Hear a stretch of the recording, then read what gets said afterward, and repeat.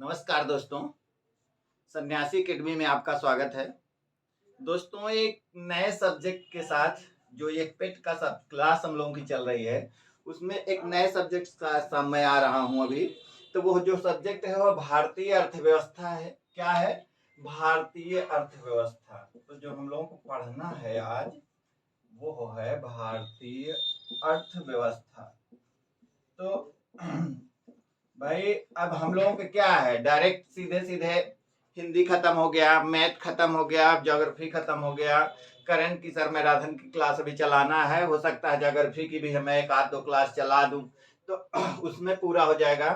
बाकी आपका जो अब इकोनॉमिक्स बचा है, साइंस बचा है और आपका बचा है हिस्ट्री। तो हिस्ट्री के लिए शिव सर हैं और हिंदी वाले सर कह रहे थे कि सर दोनों लोग मिल के करवा देंगे तो जल्दी हो जाएगा। तो हो सकता है कि आपकी हिस्ट्री दोनों लोग सर मिल के करवा लें। तो मेरा क्या है, मुझे कहेंगे सर आप इकोनॉमिक्स को देख लीजिए, तो मैं कहा कि ठीक है मैं इकोनॉमिक्स देख लेता हूँ। आइए, तो जो हम लोगों का सिलेबस है, सिलेबस की शुरुआत ही इसमें बहुत आगे से है। तो सिलेबस में दिया गया है सिर्फ भारतीय अर्थव्यवस्था में 47 से 91 तक। उसमें क्या 91 तक में क्या दिया गया है, योजना आयोग तथा पंचवर्षीय योजना।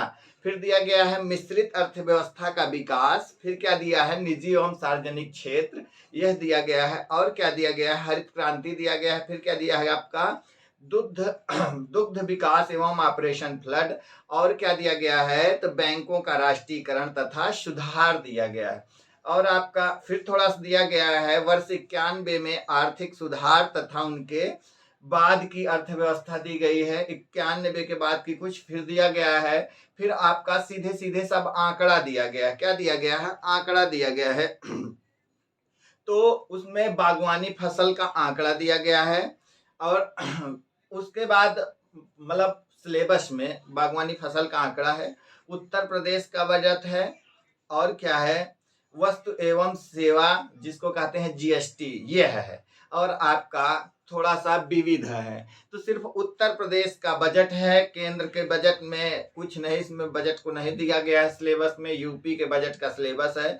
और क्या दिया गया है, जीएसटी के बारे में बताना है। तो इतनी ही बात है। तो हम अर्थव्यवस्था की शुरुआत करते हैं तो पहले भूमिका बन जानी चाहिए क्या कि अर्थशास्त्र क्या है। तो अर्थशास्त्र जो है क्या है, यह क्या है, सामाजिक विज्ञान। सामाजिक विज्ञान की वह शाखा है जिसके अंतर्गत मानव के क्या आर्थिक क्रियाकलापों, क्या तो आपको आर्थिक क्रियाकलापों में क्या उत्पादन, उपभोग, निवेश, क्या क्या, उत्पादन, उपभोग, निवेश, निवेश, और आपका क्या है, निवेश, विनिमय तथा वितरण। क्या, विनिमय तथा वितरण। क्या, वितरण, ये आपका क्या हो जाएगा, ब्रैकेट में का अध्ययन किया जाता है। क्या किया जाता है, अर्थशास्त्र सामाजिक विज्ञान की वह शाखा है जिसके अंतर्गत मानव के आर्थिक क्रियाकलापों का अध्ययन किया जाता है। तो आर्थिक क्रियाकलाप क्या है आपके, उत्पादन, उपभोक्ता, निवेश, विनिमय तथा वितरण है। तो यही आपका क्या है, यही से अर्थशास्त्र की शुरुआत होती है। तो इसकी उत्पत्ति क्या, इसकी उत्पत्ति जो है ग्रीक भाषा के किससे, तो इकोनॉमिका के किससे हुई है, तो आइकोनामिया से हुई है। किससे हुई है, आइकोनामिया शब्द से हुई है। किससे, आइकोनामिया शब्द से हुई है, जिसे अरस्तु ने दिया था, जिसका अर्थ होता है क्या, घरेलू प्रबंध। क्या होता है, घरेलू प्रबंध। तो इसकी उत्पत्ति की बात करेंगे इकोनॉमिक्स के,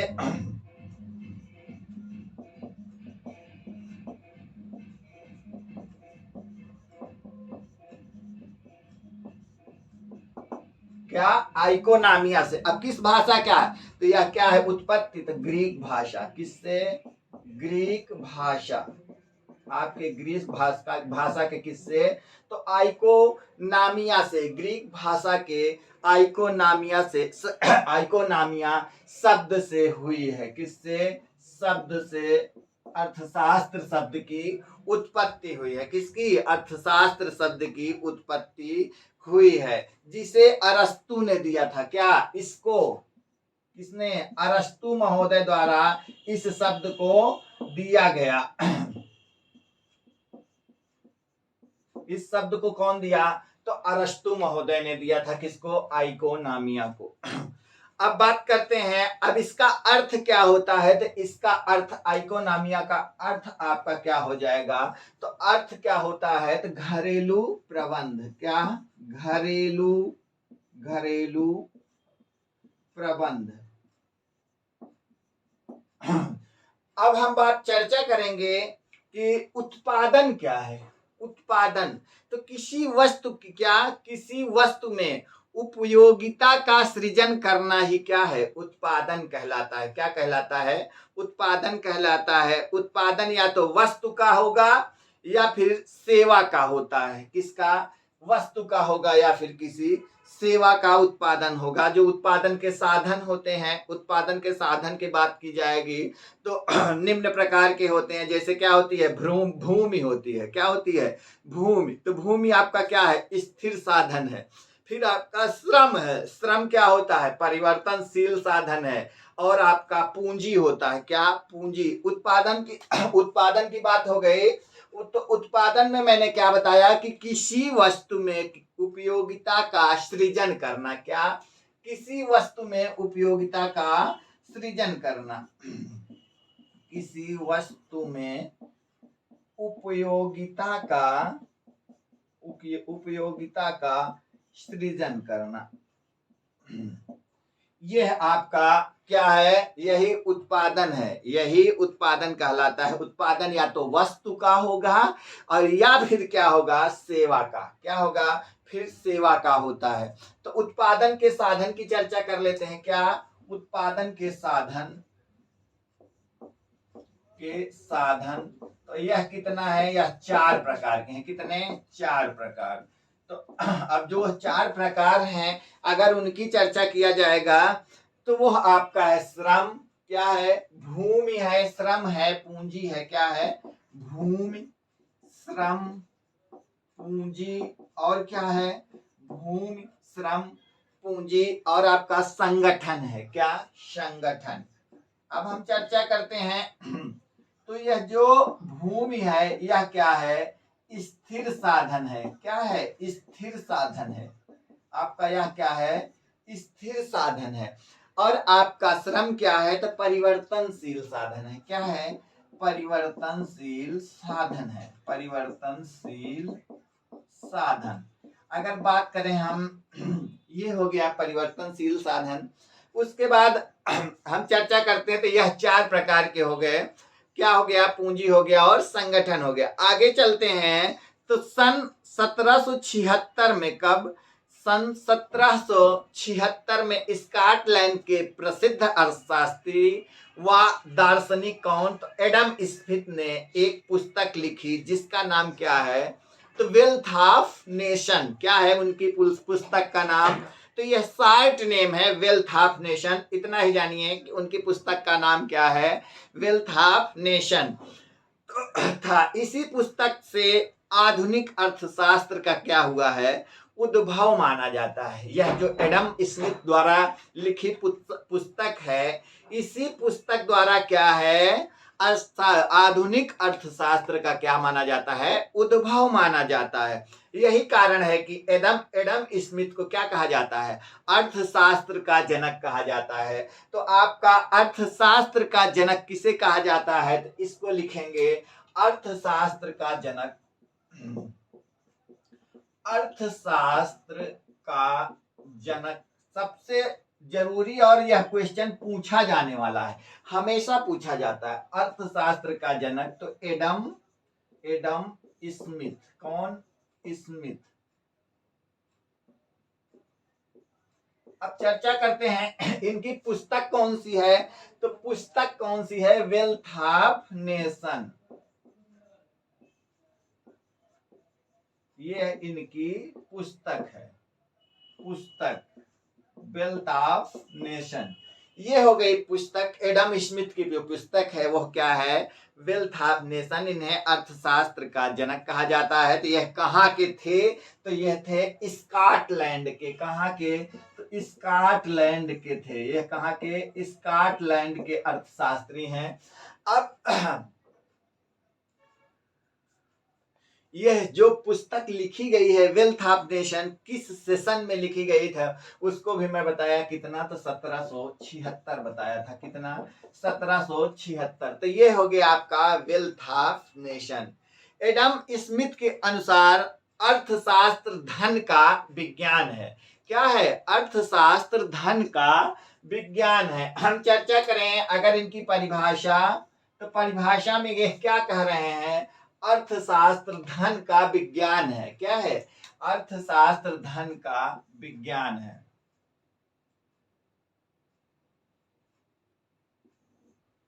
अर्थशास्त्र धन का विज्ञान है। यह आपका ये आपके एडम स्मिथ महोदय जी कह रहे हैं कि अर्थशास्त्र क्या है, धन का विज्ञान है। अब बात करते हैं, भारत में अर्थशास्त्र नाम की एक पुस्तक है। क्या, भारत में भी अर्थशास्त्र नाम की एक पुस्तक है। उसके लेखक क्या है, उसकी चर्चा कर लें तो फिर आगे बढ़े, फिर हम सिलेबस पे आ जाएंगे। तो भारत में एक अर्थशास्त्र नाम की पुस्तक है। उस पुस्तक का क्या, उस पुस्तक को कौन लिखा, तो उस पुस्तक को लिखे हैं चाणक्य। कौन, चाणक्य द्वारा लिखी गई है। अब वह जो है चंद्रगुप्त मौर्य के शासन काल में, कब, तो 222 ईसा पूर्व से लेके 298 ईसा पूर्व में जो है उसको लिखा गया। किसके द्वारा, तो चाणक्य के द्वारा लिखा गया है, चंद्रगुप्त मौर्य के। अब अर्थशास्त्र पुस्तक की थोड़ा चर्चा कर लेते हैं। अर्थशास्त्र पुस्तक, तो अर्थशास्त्र पुस्तक जो है वो लिखा किसने, तो चाणक्य द्वारा। किसके द्वारा, चाणक्य द्वारा।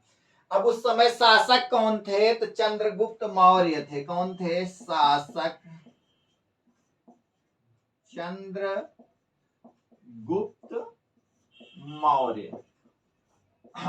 अब यह पुस्तक तो है चंद्रगुप्त के मौर्य की। इस पुस्तक का संबंध जो है इकोनॉमिक्स से नहीं, अर्थशास्त्र से ना होकर इस पुस्तक का संबंध किससे है, तो इस पुस्तक का संबंध, इस पुस्तक का जो संबंध है वह किससे है, तो इस पुस्तक का संबंध आपका राजनीति से है। किससे है, राजनीति से है। किससे है, राजनीति से है। इस पुस्तक का संबंध किससे है, तो आपका राजनीति से है। इसी पुस्तक में चाणक्य ने एक सिद्धांत दिया जिसे क्या कहते हैं, सप्तांग सिद्धांत कहते हैं। क्या कहते हैं, सप्तांग सिद्धांत कहते हैं। तो आपका जो सप्तांग सिद्धांत है उसको लिख के मैं सिलेबस पे आता हूं। आपका क्या है, सप्तांग सिद्धांत की बात करते हैं।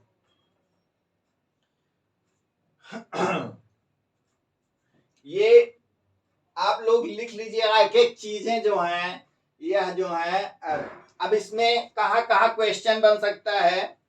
ये अर्थशास्त्र पुस्तक किसके द्वारा लिखी गई, चाणक्य के। किसके शासन काल में, चंद्रगुप्त मौर्य के। पुस्तक का संबंध किससे है, तो राजनीति से है। अब और क्या आपको इसमें, तो इसको जानना है। आइकोनॉमिया शब्द को कहाँ का शब्द है, तो ग्रीक भाषा का शब्द है। किसने दिया, तो अरस्तु महोदय ने दिया। इसका अर्थ क्या होता है, तो घरेलू प्रबंधन होता है। और आपका क्या, तो अर्थशास्त्र के जनक आपके एडम स्मिथ हैं। कहाँ के हैं, स्कॉटलैंड के। इनकी पुस्तक कौन सी है, तो वेल्थ ऑफ नेशन है। इतना क्वेश्चन इसी में है। किसमें है, इसमें। आइए, ये हो गया आपका।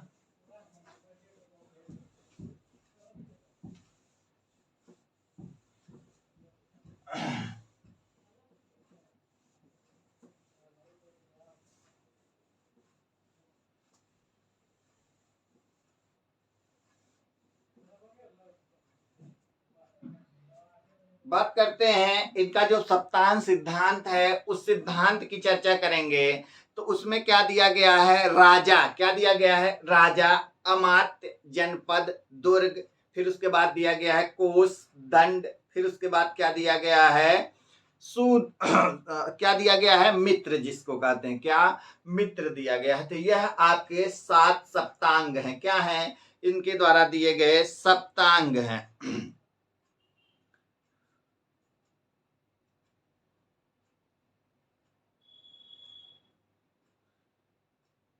अगर बात करें अर्थव्यवस्था की तो हम लोगों की जो भारतीय अर्थव्यवस्था है वो क्या है, तो मिश्रित अर्थव्यवस्था है।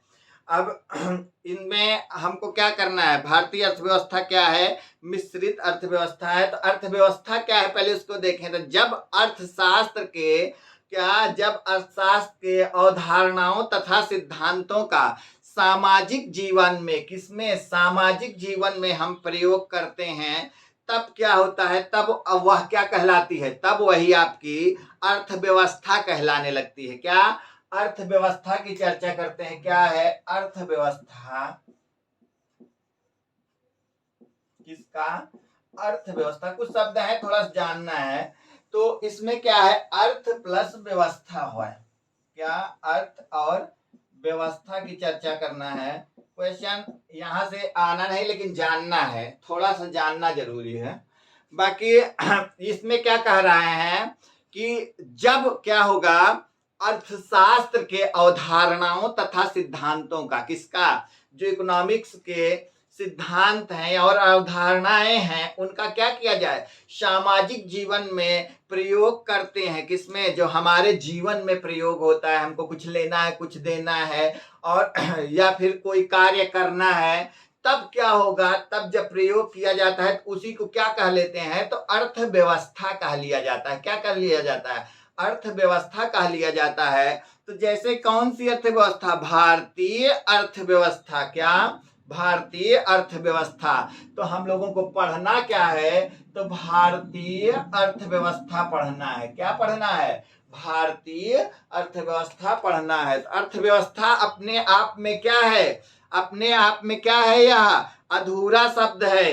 यह तब तक पूर्ण नहीं होता जब तक कि इसके पहले किसी देश का नाम ना जोड़ दिया जाए। क्या किया जाए, किसी देश का नाम ना जोड़ दिया जाए। कैसे, अब अर्थव्यवस्था तो हो गई, अब अमेरिका की अर्थव्यवस्था है कि भारत की अर्थव्यवस्था है कि पाकिस्तान की अर्थव्यवस्था है कि बांग्लादेश की, श्रीलंका या अन्य देश जो हैं उनकी अर्थव्यवस्था है। तो वही कह रहे हैं कि तब तक यह अर्थव्यवस्था शब्द अधूरा है आपका, जब तक क्या हो, जब तक आपका, तब तक अधूरा रहेगा जब तक इसमें किसी देश का नाम न लगा दिया जाए।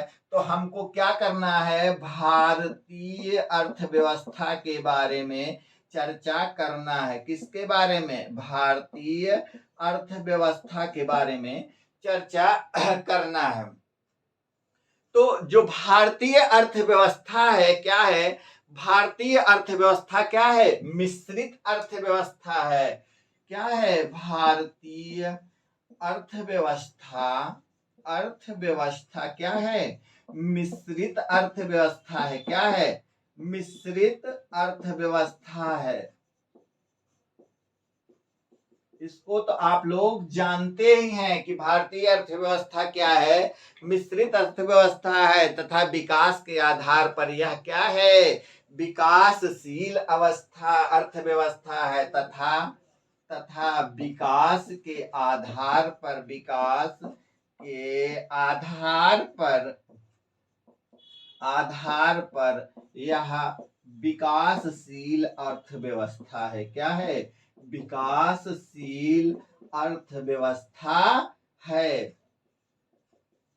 यह क्या है, आपका विकासशील अर्थव्यवस्था है तथा विश्व बैंक के वर्गीकरण के आधार पर क्या होता है, विश्व बैंक के वर्गीकरण के आधार पर निम्न मध्यम आय वर्ग वाली अर्थव्यवस्था है। क्या है, निम्न और क्या, मध्यम वर्ग, क्या, आय वर्ग वाली व्यवस्था है आपकी, क्या है, निम्न।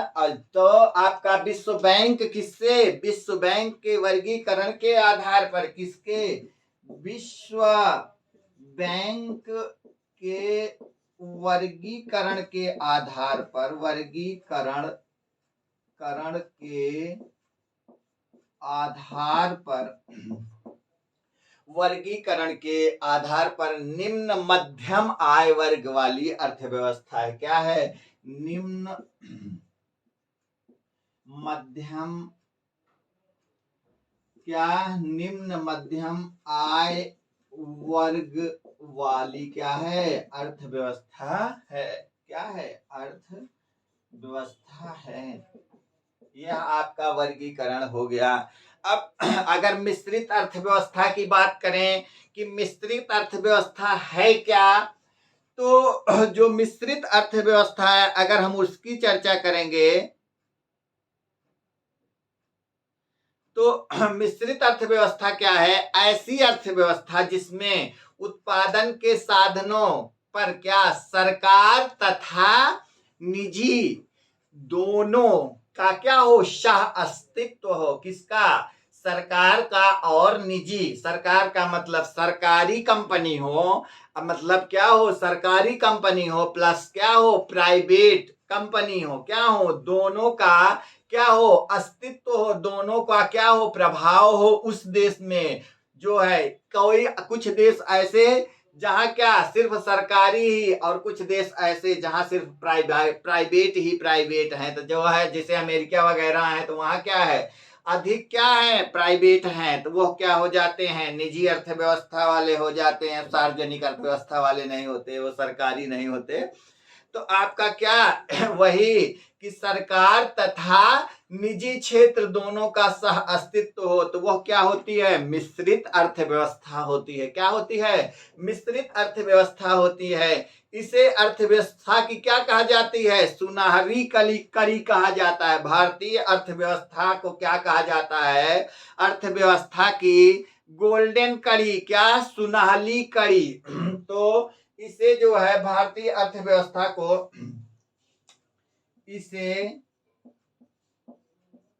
क्या, इसे अर्थव्यवस्था की सुनहरी कड़ी कहा जाता है।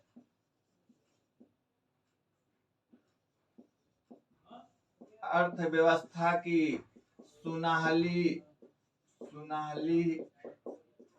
कड़ी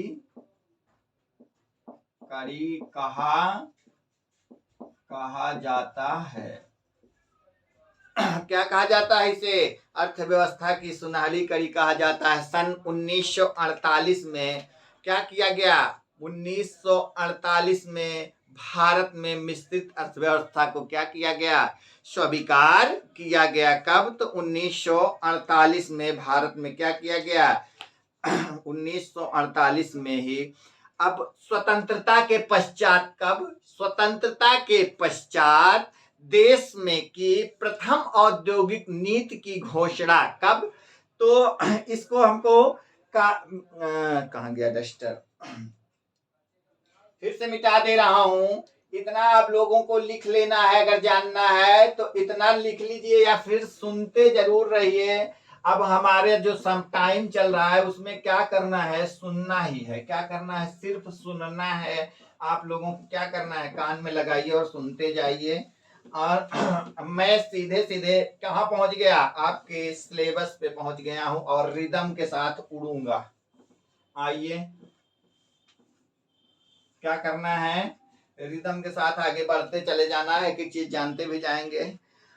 तो यह क्या है, स्वतंत्रता के पश्चात देश की प्रथम औद्योगिक नीति की घोषणा तो 6 अप्रैल 1948 को की गई। कब, 6 अप्रैल 1948 को की गई। अब यह जो है मिश्रित अर्थव्यवस्था के जनक किसको माना जाता है, तो मिश्रित अर्थव्यवस्था का जनक ब्रिटेन के अर्थशास्त्री जॉन मेनार्ड केन्स को माना जाता है। किसको, जॉन मेनार्ड केन्स का, किसको, केन्स को माना जाता है। ये क्या है, क्रय शक्ति, यही है क्या, इस अर्थव्यवस्था जो मिश्रित अर्थव्यवस्था है, मिश्रित अर्थव्यवस्था के जनक कौन है? तो जार्ड मैनार्ड क्रेन्स है। क्या है? जार्ड मैनार्ड क्रेन्स है।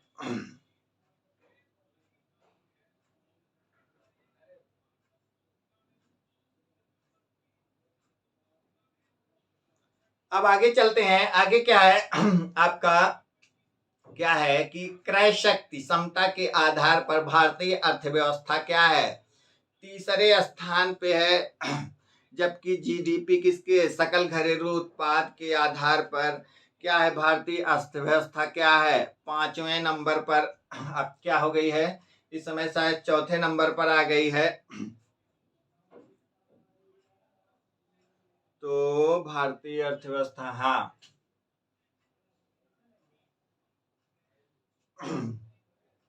ये क्या है, चौथे नंबर, 5वें नंबर, चौथा नंबर, 5वां नंबर, ऐसे ही चल ही रहा है। तो यह क्या है, भारतीय अर्थव्यवस्था जो है, ये तीसरे नंबर की क्या है, भारतीय अर्थव्यवस्था किसके, क्रय शक्ति समता के आधार पर क्या है? तो तीसरे नंबर की अर्थव्यवस्था है। उसके बाद हम पहली औद्योगिक क्रांति के बाद हम दूसरी औद्योगिक क्रांति की बात करते हैं। किसकी? दूसरी औद्योगिक क्रांति की। तो भारत की जो दूसरी औद्योगिक क्रांति है वो कब आई? पहली की, प्रथम औद्योगिक क्रांति की घोषणा कब लिखे हैं? किसको? प्रथम औद्योगिक क्रांति की घोषणा, क्रांति की घोषणा की बात करेंगे तो कब है? क्या 16 के, क्या तो 6 अप्रैल 1948। कब? 6 अप्रैल 1948। ये हो गया प्रथम। हम दूसरी की बात करेंगे। किसके लिए? दूसरी औद्योगिक नीति। किसकी? दूसरी औद्योगिक नीति। तो जो दूसरी औद्योगिक नीति है, अगर उसकी चर्चा करेंगे तो वह आपकी कब है? 30 अप्रैल 1956। कब?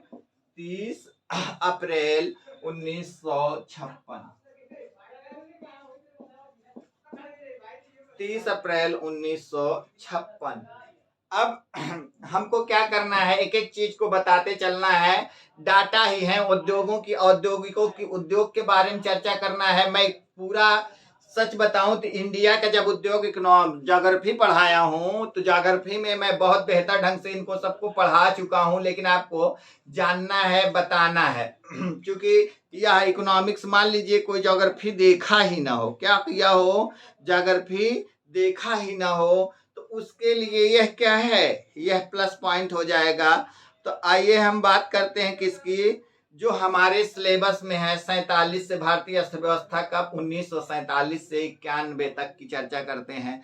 तो भारत का सबसे बड़ा वस्त्र उद्योग केंद्र कहाँ है? तो इस समय कहाँ है? मुंबई में है। कहाँ है? मुंबई में। अगर रासायनिक उर्वरक की दृष्टि से देखा जाए तो भारत क्या है? आत्मनिर्भर नहीं है। क्या है? आत्मनिर्भर नहीं है। फिर बात करते हैं द्वितीय पंचवर्षीय योजनाओं में क्या किया गया है, कुछ उद्योगों को लगाया गया है, उसकी चर्चा कर लेते हैं। किसका? उसको चर्चा कर लेते हैं। तो जो द्वितीय पंचवर्षीय योजनाओं में लगाए गए कार्य वो हैं उद्योग हैं, तो क्या है? भिलाई इस्पात संयंत्र की बात करते हैं। किसकी? भिलाई इस्पात संयंत्र की। जो क्वेश्चन आ सकता है मैं उसी की चर्चा, एक नोट बनाया हूं और आपको मैं उतना ही बोलना चाह रहा हूं, बहुत अधिक क्या। अभी देखिए मैं कम से कम 20 मिनट आपका ले चुका हूं किसकी? भूमिका बनाने में। तो अब हम लोगों को भूमिका नहीं, अब जो क्वेश्चन आ सकता है उसी पे चर्चा होगी। तो क्या है? भिलाई इस्पात संयंत्र,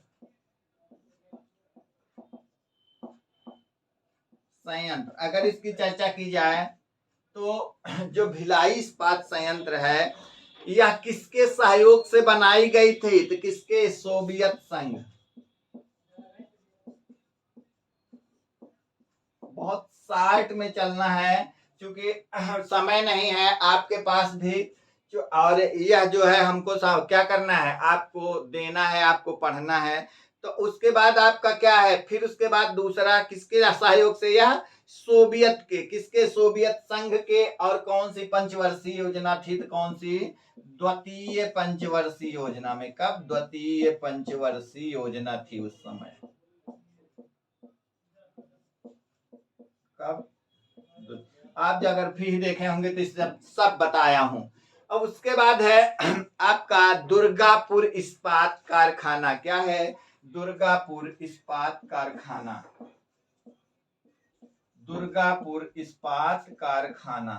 तो जो दुर्गापुर इस्पात कारखाना है, यह भी क्या है, द्वितीय पंचवर्षीय योजना का ही है। किसका है, द्वितीय पंचवर्षीय योजना का ही है। और यह कहाँ है, तो आपका पश्चिम बंगाल में है। कहाँ, पश्चिम बंगाल में है। कहाँ, पश्चिम बंगाल में है। और यह किसके सहयोग से बनाया गया है, तो यह आपका ब्रिटेन के सहयोग से, किसके, ब्रिटेन के सहयोग से इसको क्या किया गया, स्थापित किया गया था।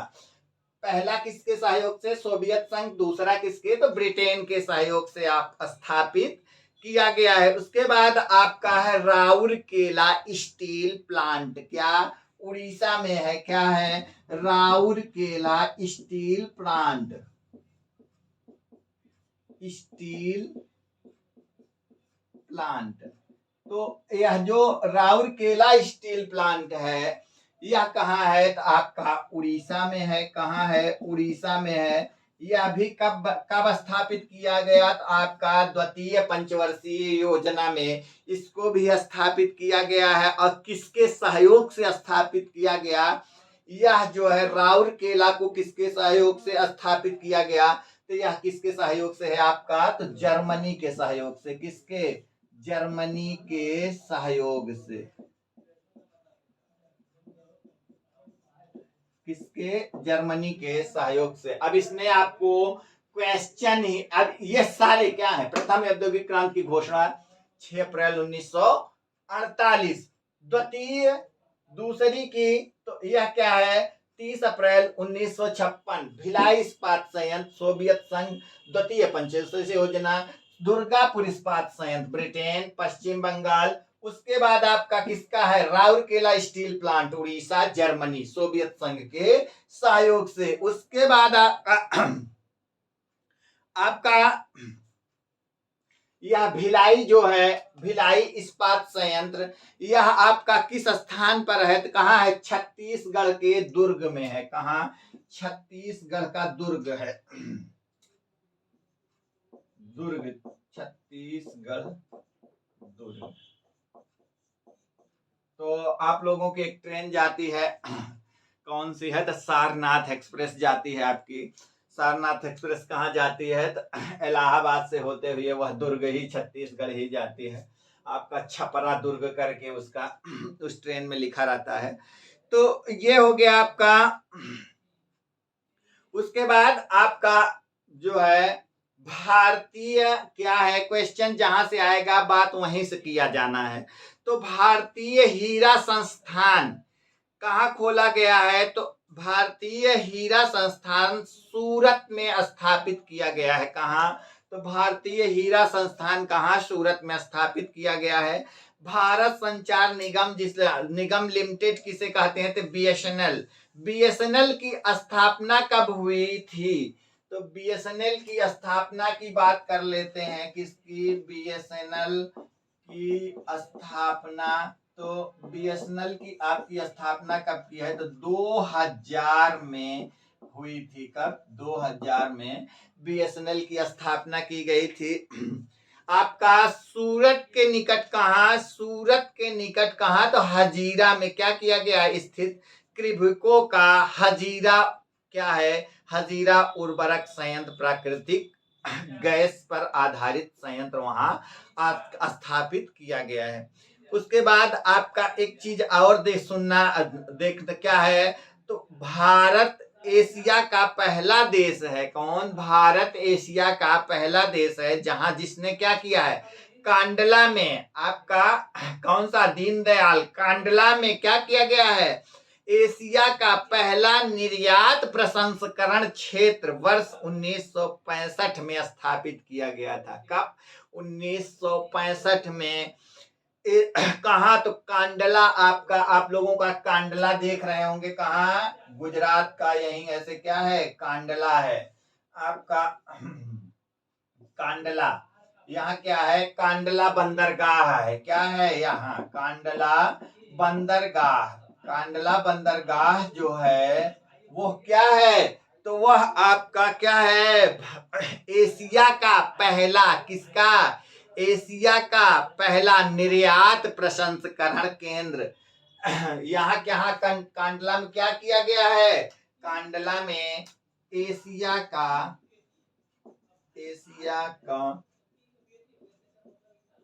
पहला निर्यात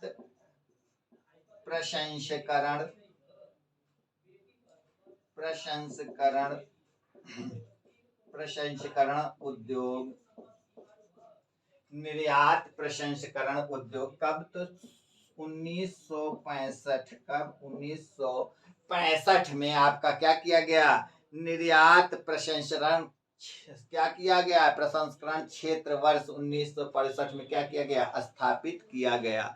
1965 में स्थापित। निर्यात प्रसंस्करण उद्योग नहीं, आपका निर्यात प्रसंस्करण क्षेत्र, या सॉरी, आपका निर्यात प्रसंस्करण क्षेत्र, निर्यात प्रसंस्करण क्षेत्र 1965 में क्या किया गया? स्थापित किया गया इसको।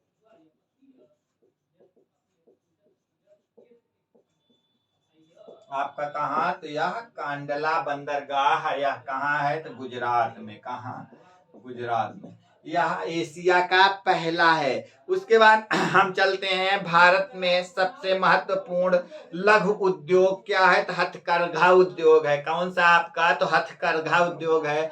फिर आपकी चर्चा करेंगे कि कपड़ा उद्योग। क्या? कपड़ा उद्योग भारत का सबसे प्राचीन उद्योग होने के साथ ही सबसे बड़ा संगठित एवं व्यापक उद्योग है। कौन सा? तो आपका कपड़ा उद्योग।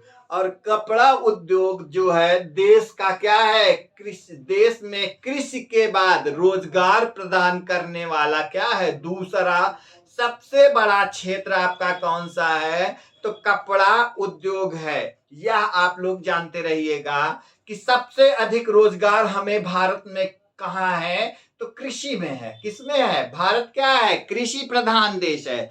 तो सबसे अधिक रोजगार कहाँ है? तो कृषि में है। उसके बाद बात करेंगे तो द्वितीय स्थान पर कौन सा रोजगार प्राप्त है लोगों को? कहाँ? तो सबसे अधिक कहाँ है? कपड़ा उद्योग में आपका क्या है? रोजगार की प्राप्ति है। उसके बाद आपका क्या है? आगे चलते हैं तो जूट के सामान का केंद्र कहाँ है? तो पश्चिम बंगाल का टीटागढ़। एवं रेशम वस्त्र का उत्पादन का बात करेंगे, रेशम वस्त्र उत्पादन केंद्र आपका कहाँ है? तो कर्नाटक का बंगलुरु है। कौन सा? तो कर्नाटक का बंगलुरु है। अब जो आंकड़े हैं, जिस तरह के आंकड़े हैं हम बताते चल रहे हैं कि ऊनी वस्त्र मिल, तो ऊन उद्योग का लगभग कितना? तो 40% प्रतिशत की बात कर रहे हैं, क्षेत्र की नहीं। 40% पंजाब में है। कहाँ? पंजाब में। और पंजाब में अधिकांश जो ऊनी वस्त्र मिलें हैं वह कहाँ है? तो वह आपकी अमृतसर। कहाँ? अमृतसर, गुरदासपुर और लुधियाना में है। कहाँ? अमृतसर, गुरदासपुर और लुधियाना में आपके क्या है? यह जो है ऊनी वस्त्र के आपका मुख्य केंद्र है। क्या है? मुख्य केंद्र भारत में क्या है? तो गुरदासपुर, अमृतसर और लुधियाना, पंजाब का जो क्षेत्र है वह क्या है? ऊनी वस्त्र का मुख्य केंद्र है। हम बात करेंगे किसकी? उत्तर प्रदेश में स्थित कौन सा? भदोही डिस्ट्रिक्ट, इलाहाबाद के बगल में, बनारस और इलाहाबाद के बीच में स्थापित। जौनपुर भी टच करता है और मिर्जापुर भी टच करता है। और आपका यह जो भदोही डिस्ट्रिक्ट है आपके मैथ वाले सर का डिस्ट्रिक्ट भी है। क्या है? मैथ वाले सर भदोही के ही हैं। तो यह आपका कौन सा, मैं अब आप लोगों को भूलेगा क्यों नहीं, तो मैथ वाले सर का जो डिस्ट्रिक्ट है वहां क्या होता है, कालीन उत्पादन होता है। क्या, कालीन उत्पादन का एक प्रमुख केंद्र है। कौन सा डिस्ट्रिक्ट, तो भदोही। क्या, भदोही। उसके बाद भारत में प्रथम उद्योग जिसका विकास हुआ तो वह कौन सा उद्योग था, तो आपका कुटीर उद्योग था। क्या, कुटीर उद्योग। फिर बात करते हैं किसकी, अखबारी कागज के उत्पादन के लिए भारत नेशनल न्यूज प्रिंट एवं पेपर मिल्स लिमिटेड क्या कहाँ स्थापित है, तो आपका यह नेपा नगर प्रसिद्ध है। कहाँ, नेपा नगर। अखबारी कागज के लिए कौन सा, तो आपका नेपा नगर। कौन सा, नेपा नगर। अब नेपा नगर कहाँ स्थापित है, तो आपका कहाँ है, मध्य प्रदेश में है। कहाँ, मध्य प्रदेश में। और आपका देवास जो है, देवास में क्या होता है, करेंसी नोट की छपाई के लिए आपका क्या है, तो देवास प्रसिद्ध है। कौन सा, देवास आपका करेंसी नोट के लिए प्रसिद्ध है। अब बात करते हैं, एक कंपनी है क्या, नालको। कौन सा, नेशनल एल्युमिनियम कंपनी लिमिटेड। अब ये इतना 60 में उद्योग खत्म हो गया कि जिसका कोई हद नहीं है। अब हो सकता है कि इसी से क्वेश्चन आपका आ जाए, क्योंकि जितनी बातें मैं बताया हूं आपको उतनी बात बहुत हो जा रही है। क्या है आपका, वह उतनी बात क्या है, बहुत हो जा रही है। तो आपका क्या हो जा रहा है, एल्युमिनियम। कौन सा, national aluminium company limited NALCO वर्ष 1981 में क्या किया गया, स्थापित किया गया था। यह खान मंत्रालय के अधीन एक नवरत्न क्या है, नवरत्न कंपनी है। क्या है, कंपनी है। अब कुछ वस्तुएं हैं वो कहां से उत्पादित होते हैं उनकी बात करना है। तो जो वस्तुएं हैं उनको देख लेते हैं। तो पर्ल फिशिंग आपकी कहां से उत्पादित होता है, उत्पादित होती है तो आपकी कहां, तूतीकोरिन। कहां, तूतीकोरिन। तो तूतीकोरिन आपको पता होगा कि तमिलनाडु में है। कहां, तमिलनाडु में। उसके बाद ऑटोमोबाइल्स की बात करेंगे तो पुणे है। कौन सा, पुणे। पोत निर्माण के लिए क्या प्रसिद्ध है, तो आपका मार्मा गोवा। क्या है, मार्मा गोवा। आपका इंजीनियरिंग सामान के लिए क्या प्रसिद्ध है, तो पिंजौर है। क्या, पिंजौर। उर्वरक उत्पादन तो आंवला बरेली में। रबर उत्पादन मोदी नगर मेरठ में। पाली फाइबर तो बाराबंकी। विस्फोटक कारखाना कहां, तो कानपुर में। यह आपका क्या हो गया 1947 से 91 के बीच की जो उद्योग की चर्चाएं थी, यह आपकी हो गई क्या, इकोनॉमिक्स में। अब हमको क्या करना है, हमको पंचवर्षीय योजनाओं की चर्चा करना है। किसकी योजना, सेकंड जो आपका सिलेबस का सेकंड पार्ट है उसमें क्या दिया गया है, योजना आयोग तथा पंचवर्षीय योजनाएं। तो जो योजना आयोग है, योजना आयोग अब मैं इसको मिटाता हूं, इसको मिटाता हूं। उसको भी ऐसे ही सीधे सीधे जल्दी बता के छोड़ना है ना।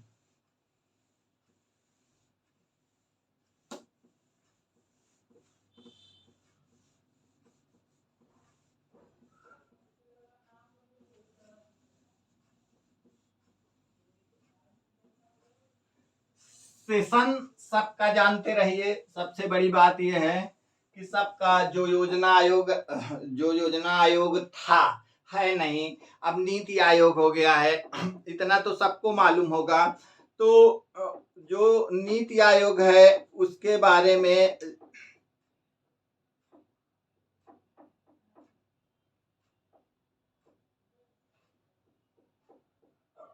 अब मैं पढ़ाऊं तो जीडीपी, गरीबी, ये सब कुछ आना नहीं है ना। क्या है गरीबी, क्या है बेरोजगारी, ये अर्थशास्त्र क्या है भाई, जो है क्या है तो इसको जो है कौन दिया है, यह सब हमारे पास भाई नोट्स तो सब हैं, किताबें हैं, तो सब मैं बता तो सब सकता हूं। तो क्या करना है, हम पहले योजना आयोग की बात करेंगे। किसकी, योजना आयोग की बात करेंगे। उसके बाद फिर आगे चर्चा करेंगे। तो जो योजना आयोग है, योजना आयोग किसके, तो योजना आयोग का गठन गठन तो केसी क्या, तो आपकी नियोगी समिति की अनुशंसा पर कब, नियोगी समिति की अनुशंसा पर कब किया गया, तो 15 मार्च 1950 को क्या मंत्रिमंडलीय प्रस्ताव के द्वारा क्या किया गया, इसको स्थापित किया गया। तो आपका क्या, योजना आयोग की चर्चा करते हैं, किसकी, योजना आयोग।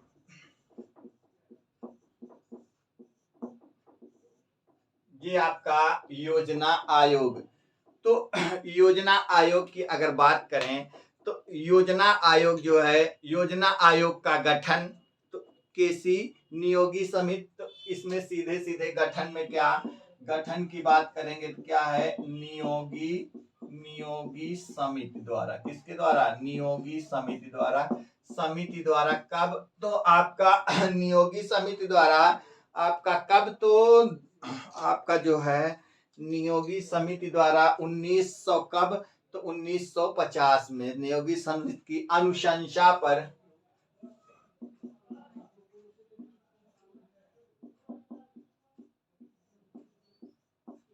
नियोगी समिति की अनुशंसा पर आपका क्या किया गया है, इसको जो है स्थापित किया गया है, प्रस्तावित किया गया, क्या किया, प्रस्तावित किया गया नियोगी समिति की अनुशंसा पर कब, तो 15 मार्च 1950 का 15, ये आपका क्या है, 15 मार्च है, क्या है, 15 मार्च 1950 को क्या किया गया, सभी मंत्रिमंडल के क्या किया गया, प्रस्ताव पर इसे क्या किया गया, मंत्रिमंडल के प्रस्ताव पर इसे क्या किया गया है, इसको जो है स्थापित या प्रस्तावित किया गया है।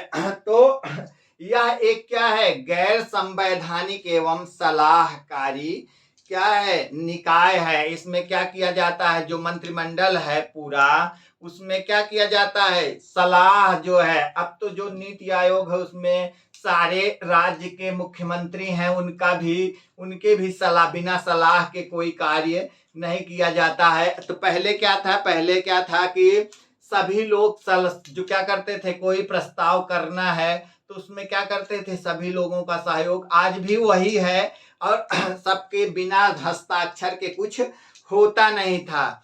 तो यह क्या है, इसके जो अध्यक्ष होते थे वो कौन कौन होते थे, तो अध्यक्ष क्या है, इसको पहले यह लिखेंगे कि यह एक गैर संवैधानिक, मतलब इसमें क्या है, यह क्या है, गैर संवैधानिक है। तो यह एक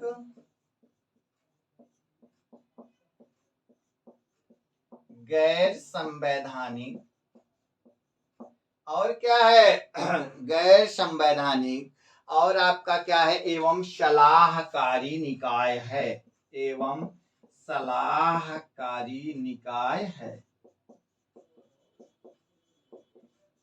क्या है आपका, सलाहकारी निकाय है, गैर संवैधानिक एवं सलाहकारी निकाय है। अब बात करेंगे इसके अध्यक्ष कौन होते थे, तो इसके अध्यक्ष आपके, इसके अध्यक्ष की चर्चा करेंगे तो इसके जो अध्यक्ष होते थे वह होते थे कौन, तो इसके अध्यक्ष प्रधानमंत्री, कौन, तो प्रधानमंत्री। आपका जो पदेन प्रधानमंत्री होता है वही क्या होता है, इसका अध्यक्ष होता है, इसके अध्यक्ष प्रधानमंत्री। अब ब्रैकेट में पदेन लिख लीजिए, क्या, डायरेक्ट पदेन, जो उस समय पद पर है वही इसका अध्यक्ष होता है, क्या होता है, अध्यक्ष होता था। फिर बात करेंगे योजना आयोग के प्रथम अध्यक्ष, उपाध्यक्ष,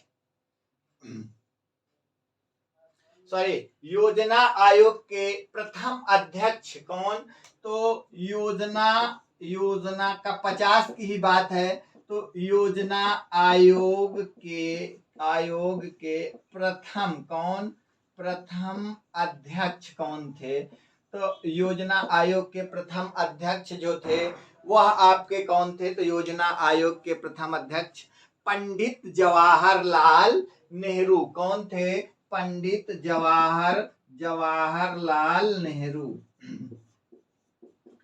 पंडित जवाहरलाल नेहरू क्या थे, योजना आयोग के अध्यक्ष थे। अगर हम चर्चा करें, जवाहरलाल नेहरू क्या थे, योजना आयोग के अध्यक्ष थे और उपाध्यक्ष की चर्चा करते हैं, तथा प्रथम उपाध्यक्ष कौन थे, तथा इसी में लिख लीजिएगा, तथा पूछा जा सकता है, अध्यक्ष नहीं तो उपाध्यक्ष पूछा जाएगा श्योर। यहाँ इंपॉर्टेंट में करिए, यह सब स्टार में करिएगा, स्टार में करिए।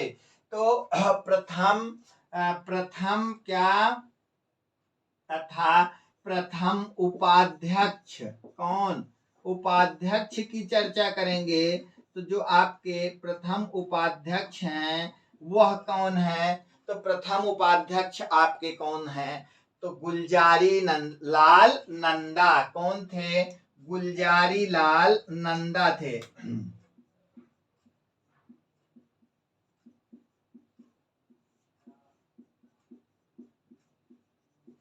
प्रथम उपाध्यक्ष कौन थे, तो गुलजारी लाल नंदा इसके प्रथम उपाध्यक्ष थे। अगर हम चर्चा करें तो अब हमको क्या करना है, इसके उद्देश्य क्या थे, उस उद्देश्य को ऐसे सुन लीजिए, लिखना कितना लिखेंगे, तो जो इसका उद्देश्य था क्या था उसकी बात करते हैं। तो उद्देश्य में आपका भारत आर्थिक क्या था, आर्थिक विकास को क्या करना, बढ़ावा देना। उसके बाद सामाजिक न्याय की स्थापना करना, क्या करना, पूर्ण रोजगार की प्राप्ति करना, गरीबी निवारण एवं रोजगार अवसरों का सृजन करना, आत्मनिर्भरता की प्राप्ति, निवेश एवं पूंजी निर्माण, क्या, निवेश एवं पूंजी निर्माण, और आपका क्या, आय वितरण में समानता एवं क्षेत्रीय विषमता में कमी, और क्या आगे क्या है, समावेशी समृद्ध एवं धारणीय विकास, क्या, समावेशी समृद्धि और धारणीय विकास, यह आपके क्या थे, इसके उद्देश्य थे। इसको स्थापित करने का उद्देश्य था कि हम क्या करेंगे, आर्थिक विकास को बढ़ावा देंगे, क्या करेंगे, सामाजिक न्याय की स्थापना करेंगे, और क्या करेंगे, पूर्ण रोजगार की प्राप्ति होगी, और गरीबी का निवारण तथा रोजगार के अवसरों का सृजन किया जाएगा, और आपका क्या किया जाएगा, तो आपका था आत्मनिर्भरता की प्राप्ति होगी। क्या किया जाएगा, अपने ही देश में वस्तुओं को बनाया जाएगा, अधिक आयात करने की आवश्यकता वस्तुओं की ना की जाए, और क्या किया गया, निवेश एवं पूंजी निर्माण, फिर उसके बाद आय वितरण एवं समानता एवं क्षेत्रीय विषमता में कमी किया जाएगा, और क्या, समावेशी समृद्ध एवं धारणीय विकास का क्या किया जाएगा, को धारणीय विकास को स्थापित किया जाएगा। तो यह आपकी क्या थी, यह आपकी थी पंचवर्षीय योजना का यह उद्देश्य था। क्या था, यह पंचवर्षीय योजना का आपका उद्देश्य था।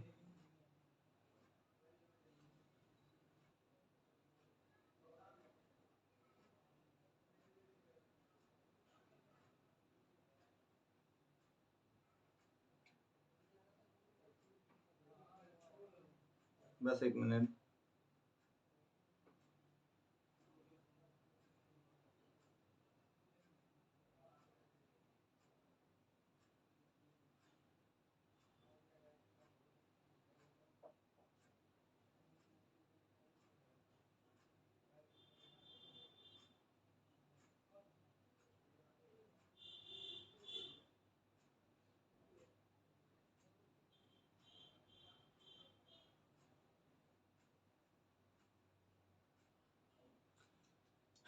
फिर चर्चा करते हैं हम किस पे, योजनाओं की चर्चा करते हैं कि पहली योजना कब से कब थी, द्वितीय योजना कब से कब थी, तृतीय योजना कब से कब थी, चौथी कब थी, पांचवी कब थी, छठी कब थी।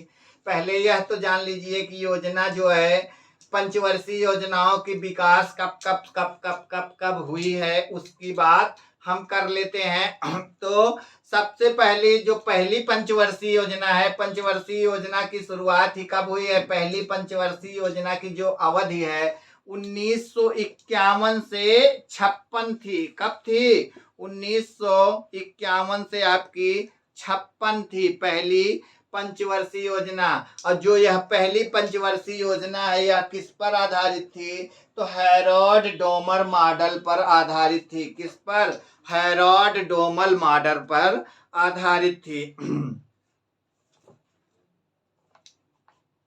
हैरोल्ड डोमर मॉडल पर आधारित थे। इस योजना का मुख्य उद्देश्य क्या था? अर्थव्यवस्था के संतुलित विकास की प्रक्रिया को आरंभ करना था। क्या करना था? अर्थव्यवस्था के संतुलित क्या करना था? विकास को स्थापित करना था। इस जो है अर्थव्यवस्था थी, तो इस जो यह योजना थी, जो प्रथम पंचवर्षीय योजना थी, तो प्रथम पंचवर्षीय थोड़ा सा सेशन के साथ हम आगे बढ़े ज्यादा बेहतर रहेगा। लिखते चलेंगे, नहीं भूल भी जाएंगे आप लोगों को। थोड़ा सा अब उसके बाद बात करेंगे ना, जैसे क्या करना है। प्रथम पंचवर्षीय योजना कब से कब तक? तो 51 से 56। कहाँ? 51 से 56। यह क्या है? प्रथम पंचवर्षीय योजना है। इसमें यह किस पर आधारित थी? तो हैरोल्ड डोमर मॉडल पर। अब आपको यह सिद्धांत पढ़ाना, अभी पेट के लिए यह सिद्धांत पढ़ाना उचित नहीं है। टीजीटी पीजीटी होता तो पहले हैरोल्ड डोमर मॉडल ही पढ़ा देता।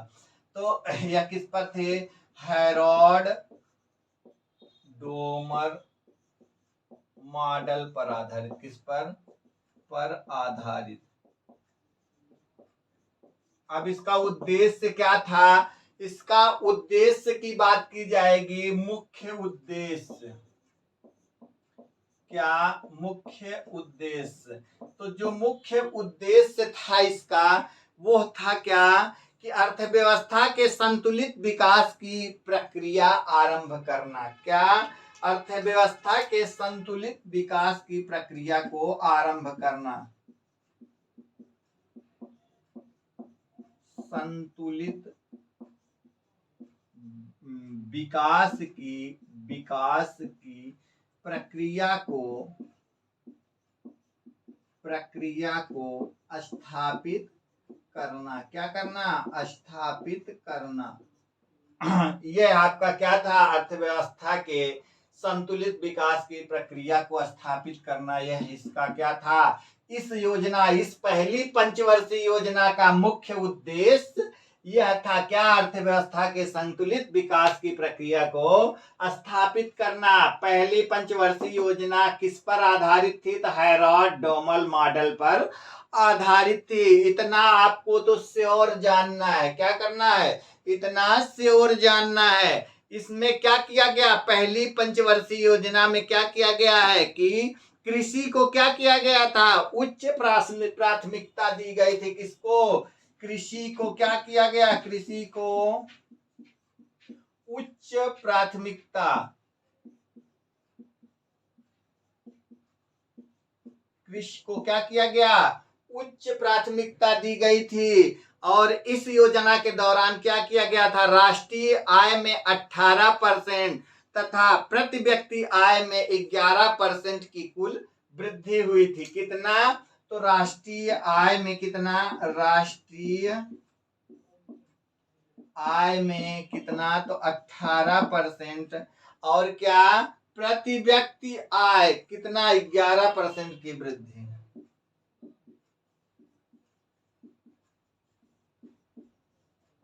आय में क्या किया गया था? 11% की वृद्धि हुई थी। 11% की वृद्धि। यह आपका क्या था? 11% की पहली पंचवर्षीय योजना में क्या किया गया? 11% की वृद्धि हुई थी आपके क्या? तो प्रति व्यक्ति आय में। और जो राष्ट्रीय आय है उसमें कितनी की वृद्धि हुई? तो राष्ट्रीय आय में आपकी कितना? 18% की वृद्धि हुई थी। कितना? तो 18% की आपकी वृद्धि हुई थी। अब बात करें इस योजना के दौरान क्या किया गया है? तो बड़ी सिंचाई परियोजनाएं शुरू की गई। जैसे कौन सी? तो भाखड़ा नागल परियोजना। कौन सी आपकी? भाखड़ा नागल परियोजना क्या किया गया है, इसी समय स्थापित किया गया है, प्रथम पंचवर्षीय योजना के समय। उसके बाद आपका कौन सा है, ब्यास परियोजना और दामोदर नदी घाटी परियोजनाएं। यह तीनों परियोजनाओं की स्थापना की गई किसकी, भाखड़ा नागल, दामोदर नदी घाटी परियोजना और तीसरा ब्यास परियोजना की स्थापना की गई। इस योजना में सार्वजनिक उद्योगों के विकास की अपेक्षा क्या किया गया, उपेक्षा की गई तथा इस मद में मात्र 6% राशि को क्या किया गया था, खर्च किया गया था। तो उसके बाद आपका एक नोट, इसमें छोटा सा नोट है। नोट में क्या है, सामुदायिक विकास कार्यक्रम का प्रारंभ 1952 में किया गया। कब, 1952 में किया गया था। किसका, सामुदायिक विकास कार्यक्रम का प्रारंभ 1952 में। तो सामुदायिक विकास का प्रारंभ तो आपका प्रथम पंचवर्षीय योजना में ही क्या है, सामुदायिक विकास का भी क्या किया गया है, कार्यक्रम को प्रारंभ किया गया है।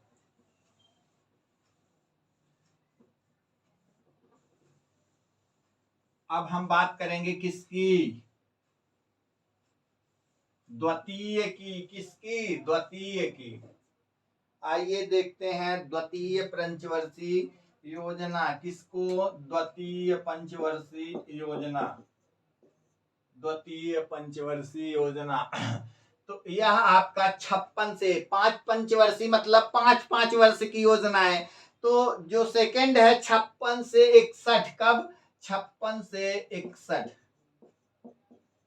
द्वितीय पंचवर्षीय योजना कब तक, आपका कब है, तो 56 से 61 आपका यह 5 वर्ष जो है। अब इसकी बात करते हैं तो 56 से 1956 से 61।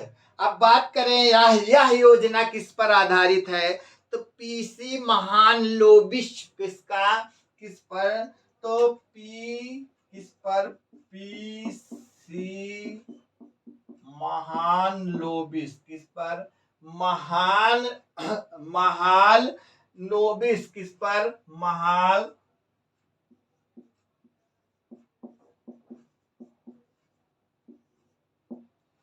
पीसी महालनोबिस मॉडल पर आधारित है।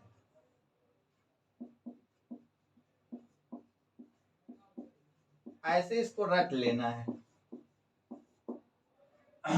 पीसी महालनोबिस पर आधारित है। इसका मुख्य उद्देश्य तो क्या है, समाजवादी समाज की स्थापना करना। किसका, समाज, उद्देश्य क्या था, तो समाजवादी समाज की स्थापना करना, समाजवादी समाज की स्थापना करना।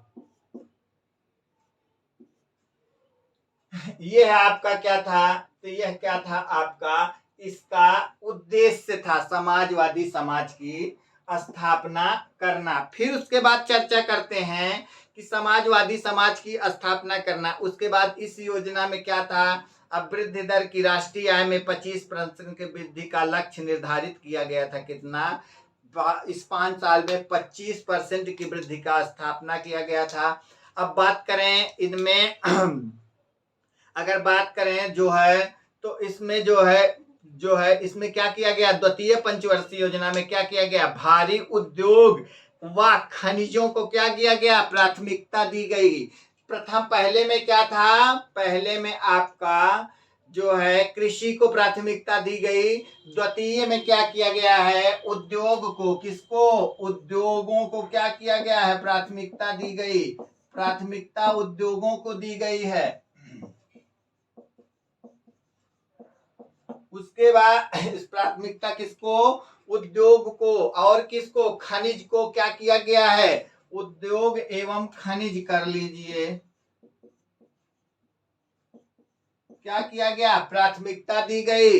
अब इसमें अगर बात करें तो इस समय क्या किया गया है, मैं दुर्गापुर, भिलाई, राउरकेला इस्पात कारखाने को क्या किया गया है, इसी के दौरान स्थापित किया गया था। किसके, इसी द्वितीय पंचवर्षीय योजना के दौरान स्थापित किया गया था।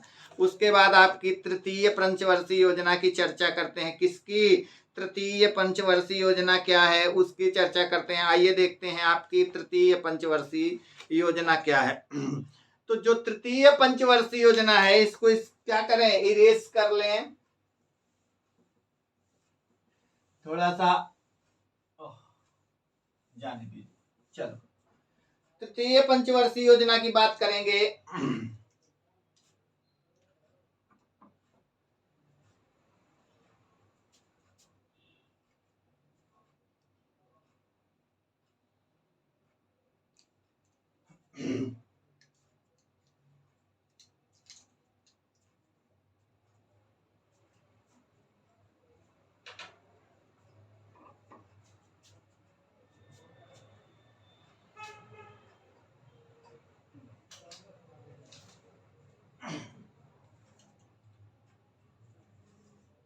अगर चर्चा करें तृतीय पंचवर्षीय योजना की तो वो कब से है, तृतीय पंचवर्षीय योजना क्या है, 1961 से कब है, तो 61 से कब तक, तो 66 तक। कब, तृतीय पंचवर्षीय योजना।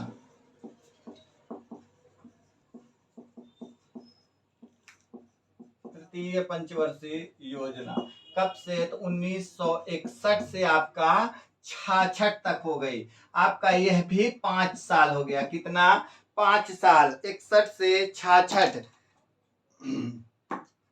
उसके बाद आपका इसका जो है, इसका उद्देश्य क्या था, तो अर्थव्यवस्था को आत्मनिर्भर बनाना। किसको, इकोनॉमिक्स, जो अर्थव्यवस्था है, भारतीय अर्थव्यवस्था, जो हमारी अर्थव्यवस्था थी उसको आत्मनिर्भर बनाना तथा स्वतः स्फूर्त अर्थव्यवस्था में पहुंचाना था। कहां, तो स्वतः स्फूर्त अर्थव्यवस्था में पहुंचाना था। इस योजना के में क्या किया गया है, कृषि व उद्योगों दोनों को क्या किया गया था, प्राथमिकता दी गई थी। तो उद्देश्य हमको सीधे लिखना है, क्या करना है, उद्देश्य। उद्देश्य क्या था इसका, पहले इसको देखें तो उद्देश्य क्या है, अर्थव्यवस्था को आत्मनिर्भर बनाना तथा स्वतः स्फूर्त अवस्था में पहुंचाना। अर्थव्यवस्था को क्या करना, आत्मनिर्भर बनाना, निर्भर बनाना, अर्थव्यवस्था को आत्मनिर्भर बनाना। और क्या, दूसरा जो है वो क्या है, तथा स्वतः स्फूर्त अवस्था में पहुंचाना था। तथा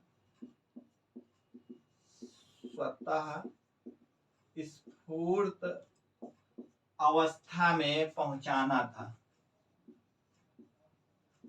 अवस्था में पहुंचाना था। तो स्वतः स्फूर्त अवस्था में। अब इसका जो इस योजना में क्या किया गया है, प्राथमिकता, तो कृषि और उद्योग दोनों को प्राथमिकता दी गई थी। किसको, कृषि एवं उद्योग दोनों को प्राथमिकता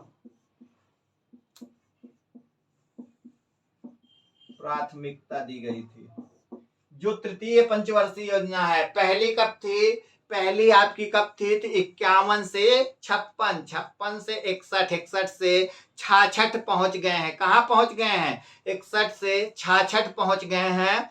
अब अगर हम 66 की बात करेंगे तो अब यह तृतीय पंचवर्षीय योजना हम लोगों की चल रही है। तो तृतीय पंचवर्षीय योजना में क्या, कृषि और उद्योग दोनों को प्राथमिकता दी गई थी। पहले में कृषि को, दूसरे में उद्योग को अधिक प्राथमिकता दी गई थी। तो ये हो गया। उसके बाद आपका है, इस जो तृतीय पंचवर्षीय योजना है इसमें क्या किया गया, 1964 में क्या किया गया, पूर्व सोवियत संघ के सहयोग से, किसके, पूर्व सोवियत संघ के सहयोग से क्या किया गया, तो बोकारो आयरन एवं स्टील इंडस्ट्री की स्थापना की गई। कहां, तो झारखंड में। किसके सहयोग से, तो किसके सहयोग से, आपका यह जो है पूर्व सोवियत संघ के सहयोग से 1964 में। कब, 1964 में आपका Bokaro iron and steel industry की स्थापना की गई। इसको आपको लिख लेना है, 3 बार जोर दे दिया हूं बहुत। अब हम चलते हैं आगे। तो इस योजना की इस योजना की असफलता या इस योजना में क्या योजना क्या हुई, सफल नहीं रही। यह योजना क्या हुई, असफल हुई। तो इस योजना के असफलता का मुख्य कारण क्या था, तो भारत चीन का युद्ध। 1962 में क्या हुआ था, भारत और चीन का युद्ध हुआ था। तो 1900 भारत में भारत चीन का युद्ध। और कब, भारत पाकिस्तान युद्ध 65 में। कब, 65 में। तो भारत पाकिस्तान का युद्ध क्या किया, इसमें क्या किया। और एक चीज, उसी समय आपको मतलब जब अकाल और ये सब पढ़ना होता है या किसी के ऊपर कोई भी हो, जब बाधाएं आती हैं तो चारों तरफ से बाधाएं आती हैं। जो खुशियों के दिन आते हैं तो चारों तरफ से खुशियों के दिन आते हैं। अब किसी का सिलेक्शन नहीं होता रहता है तो उसका नहीं होता। जैसे क्या है, हमारे ही एक भैया थे, सीनियर थे, उनका जब सिलेक्शन होना था तो होना नहीं हुआ। उनकी शादी हो गई, ब्याह हो गया, बच्चे हो गए, बेटी 6, 7, 8 में पढ़ने लगी। 39 वर्ष के उम्र में उनकी क्या हुई, नौकरी मिली है उनको। तो 39 वर्ष के उम्र में नौकरी मिली। और उस समय जब मिली है तो कितना, 4 जगह एक साथ मिली है, 4 जगह। अब उसमें क्या था कि कहाँ ज्वाइन करें, यह सोचना पड़ रहा था। अब ऐसे ही होता है। तो आप लोग यही है कि जब अकाल पड़ना होता है तो क्या हुआ, भारत चीन युद्ध हो गया, भारत पाकिस्तान युद्ध हो गया। और उसी समय सूखा भी पड़ना था। तो क्या, सूखा भी पड़ा, अभूतपूर्व सूखा भी था। तो जब सूखा भी पड़ गया तो उस समय क्या हुआ था, उस समय हमारा हमें खाने के लाले पड़ गए थे, भोजन की कमी हो गई थी। क्या हो गया था, भोजन की कमी हो गई थी। तो उस समय हमको अमेरिका से क्या किया, गेहूं वगैरह जो है खाद्यान्न सामग्री अमेरिका से मंगाई गई थी। तो यह योजना क्या थी, असफल योजना थी। क्या थी, असफल योजना थी। इस योजना के दौरान सरकार द्वारा बनाई गई क्या, कृषि नीति में हरित क्रांति को जन्म दिया। क्या किया, हरित क्रांति को जन्म दिया है। इस नीति ने क्या किया, हरित क्रांति को जन्म दिया।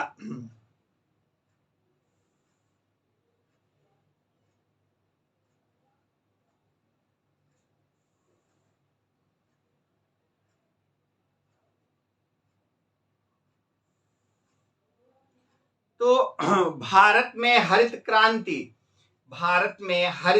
की बात करेंगे तो हरित क्रांति के जनक आपका क्या पहुंच गए हम, मुझे लग रहा है कि यह हमारा तीसरे पर पहुंच गए।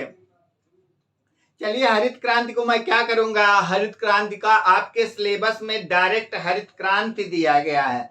तो हरित क्रांति के बारे में थोड़ा मुझे क्या करना पड़ेगा, अधिक बता देना है। क्या करना है, हरित क्रांति को थोड़ा सा अधिक बताना है। तो हरित क्रांति के जनक कृषि वैज्ञानिक कौन थे, तो एमएस स्वामीनाथन थे। कौन थे, एमएस स्वामीनाथन को कहा जाता है। विश्व हरित क्रांति के जनक कौन थे, तो नॉर्मन बोरलॉग थे। इसको चाहिए तो यहीं लिख लीजिए। इसको आप लोग यहाँ भी लिख सकते हैं। क्या करेंगे, यहाँ भी लिख सकते हैं।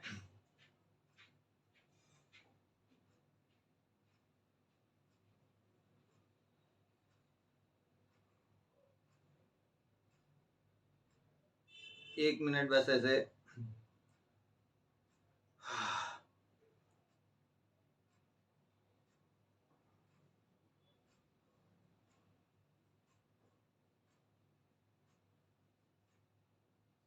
चलते हैं हम। क्या करेंगे, इसके बाद आपका क्या हुआ, 1966 के बाद क्या हुआ, 3 साल का क्या किया गया, अवकाश हुआ। क्या हुआ, योजना अवकाश हुआ है। 3 साल का आपका योजना अवकाश हुआ है। तो जो 3 साल का योजना अवकाश हुआ था, उस अवकाश में वह कब किस सेशन था, तो योजना अवकाश लिखिए। आप क्या लिखेंगे, योजना अवकाश।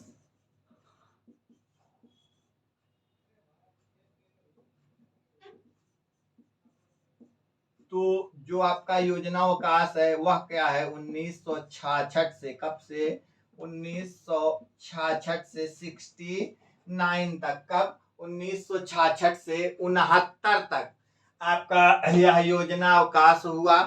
अब इस योजना अवकाश में इस अवधि में 3 वार्षिकांक इस अवधि में 3 वार्षिक योजनाएं तैयार की गई, वर्ष की, 5 वर्ष नहीं, प्रत्येक वर्ष की। और इस अवधि में ही क्या किया गया, कृषि संबद्ध क्षेत्र एवं उद्योग क्षेत्रों में क्या किया गया, को समान प्राथमिकता दी गई। और योजना अवकाश का प्रमुख कारण भारत पाक का युद्ध और क्या, सूखा के कारण संसाधनों की कमी और क्या, मूल स्तर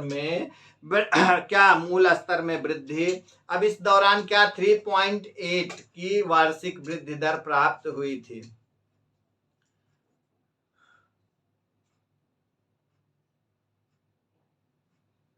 अब इसको आप लोग जो योजना आयोग है इसके बीच में आपके कितने 3 बार योजना अवकाश हुए हैं। अभी हम चर्चा करते चलेंगे कहाँ कहाँ योजना अवकाश हुआ है, उसकी हम बात करेंगे। कब अभी यह एक योजना अवकाश हो गई, फिर दूसरी आपकी कब हो जाती है तो उसकी चर्चा करेंगे। फिर उसके बाद आपकी तीसरी कब होती है उसकी चर्चा करेंगे। आइए हम चतुर्थ किस पर चलेंगे, चतुर्थ पंचवर्षीय योजना पर चलें। तो यह आपका क्या 66 से 69, यह क्या हो गई आपकी, यह हो गया योजना अवकाश का समय। इसी समय क्या होती है, हरित क्रांति आती है। क्या होता है, हरित क्रांति का जन्म।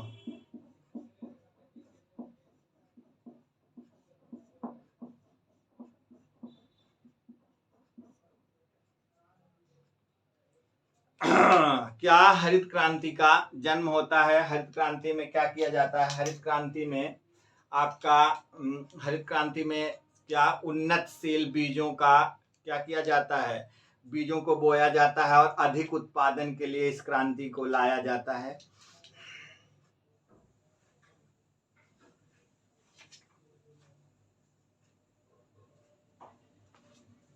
हरित क्रांति को ऐसे बता ही देते हैं। तो आपकी जो हरित क्रांति है, हरित क्रांति भारत में कृषि उत्पादन एवं क्या उत्पादकता में तीव्र वृद्धि लाकर भारत को क्या खाद्यान्न क्षेत्र में आत्मनिर्भर बनाने हेतु क्या किया गया था, अनेक कार्यक्रमों को क्या किया गया, स्थापित किया गया।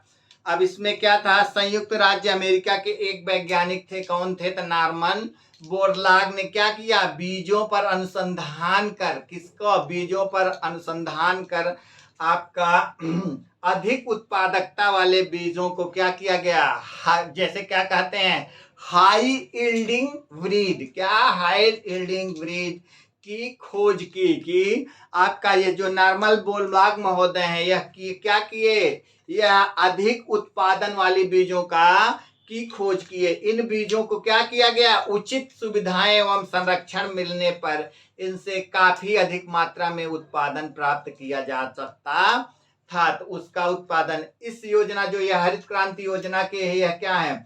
और इस आपका इसी के कारण क्या बोरलाग को क्या कहा जाता है, इसी के कारण बोरलाग को हरित क्रांति का जनक कहा जाता है। किसे, नॉर्मन बोरलाग को क्या कहा जाता है, हरित क्रांति का जनक भी कहा जाता है।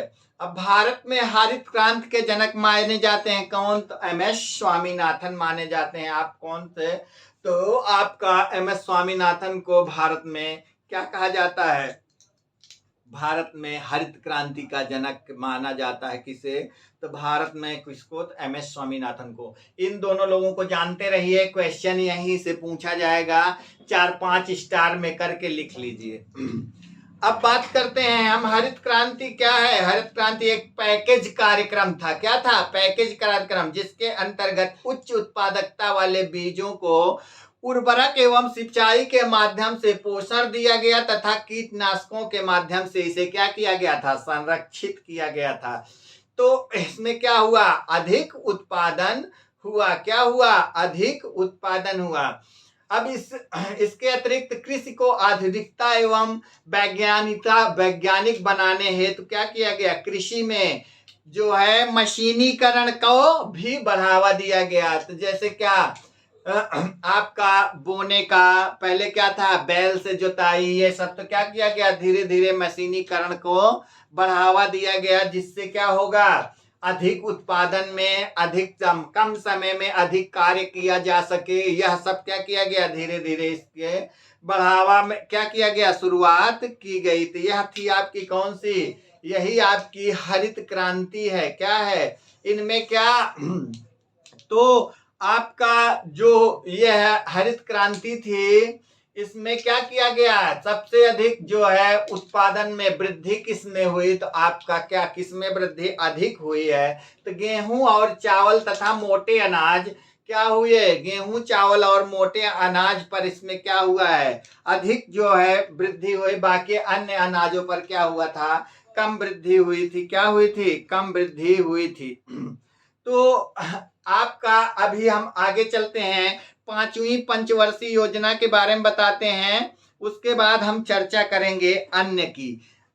तो हम चलेंगे पंचवर्षीय योजना पर। यह बीच में आपका हरित क्रांति का समय था, तो हरित क्रांति में मैं बता दिया आपका जनक और उनको जो है, तो जनक जो है कौन, नार्मल बोरलाग, कौन से, तो विश्व में हरित क्रांति के जनक कौन है, तो नार्मल बोरलाग है, और आपके भारत के कौन है, तो एमएस स्वामीनाथन है। इसको आप लोगों को लिख लेना है, मैं लिखा नहीं हूं तो आपको लिखना है, क्या करना है, लिख लेना है। आगे चलते हैं, अगला आपका है किसका, तीसरी हो गई, चतुर्थ की बात करते हैं, किसकी, चतुर्थ पंचवर्षीय योजना। जो चतुर्थ पंचवर्षीय योजना है, यह 69 से शुरू होती है, किससे, 69 से, कब, 1974 तक चलती है। कब तक, 74 तक चलती है। यह कब से, 69 से 74 ईस्वी तक चलती है। इस पंचवर्षीय योजना में क्या किया गया, यह पंचवर्षीय योजना DR गाडगिल, किस पर, DR गाडगिल मॉडल पर आधारित थी। किस पर, DR गाडगिल मॉडल पर आधारित थी।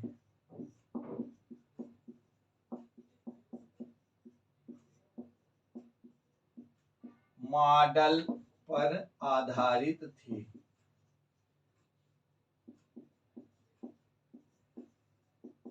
DR गाडगिल मॉडल पर आधारित यह पंचवर्षीय योजना थी। अब हम बात करें इस योजना का मुख्य उद्देश्य तो क्या था, स्थायित्व के साथ विकास तथा आर्थिक आत्मनिर्भरता की प्राप्ति। क्या, आर्थिक आत्मनिर्भरता की प्राप्ति थी। इस योजना में समाजवादी समाज की स्थापना को क्या किया गया, विशेष रूप से लक्षित किया गया था। इस योजना में भारत में क्या हुई, कृषि वृद्धि दर में क्या हुई, सर्वाधिक वृद्धि रही। कृषि में क्या हुई, सर्वाधिक वृद्धि रही। इस योजना में उच्च प्राथमिकता मुद्रास्फीति को नियंत्रित करने और आर्थिक स्थिति को क्या करना, स्थिरता लाने की थी। इसमें क्या, परिवार नियोजन कार्यक्रम इसी योजना का क्या था, इसी योजना में लागू किया गया था। इस समय कौन प्रधानमंत्री थी, तो आपकी कौन थी, इंदिरा गांधी थी। कौन थी, इंदिरा गांधी प्रधानमंत्री थी। इसी समय से क्या किया गया, परिवार नियोजन को शुरू किया गया था। किसको, तो परिवार नियोजन कार्यक्रम इंदिरा गांधी द्वारा शुरू किया गया था। यह आपके क्या, यह आपका चौथी पंचवर्षीय योजना हो गई। 5वीं की बात करेंगे तो 5वीं पंचवर्षीय योजना 74 से 78 है।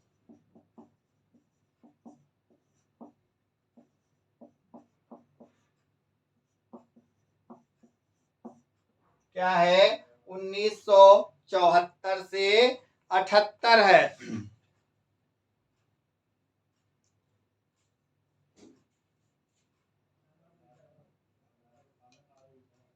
1974 से 78, तो 1974 से 78 अगर किसकी, 5वीं पंचवर्षीय। अब इसमें इसका मुख्य उद्देश्य क्या था, तो यह क्वेश्चन कई बार और बार बार पूछा जाता है कि इस योजना का, 5वीं पंचवर्षीय योजना का, या फिर क्या पूछ लेता है, गरीबी उन्मूलन तथा आत्मनिर्भरता की प्राप्ति किस योजना में हुई।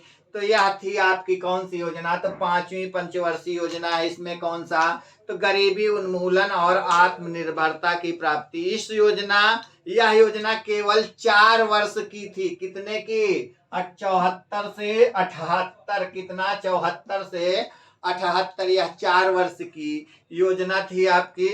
इस 4 वर्ष की योजना में तो यह जो है योजना में आर्थिक स्थायित्व लाने को उच्च प्राथमिकता दी गई। किसको? तो आपका उच्च प्राथमिकता किसको दिया गया था? आर्थिक वृद्धि को उच्च प्राथमिकता दी गई थी आपको इस योजना में। अब इसको यह पंचवर्षीय। फिर उसके बाद आपकी अनवरत योजना चली। किसका? तो 2 साल आपका 78 से 80।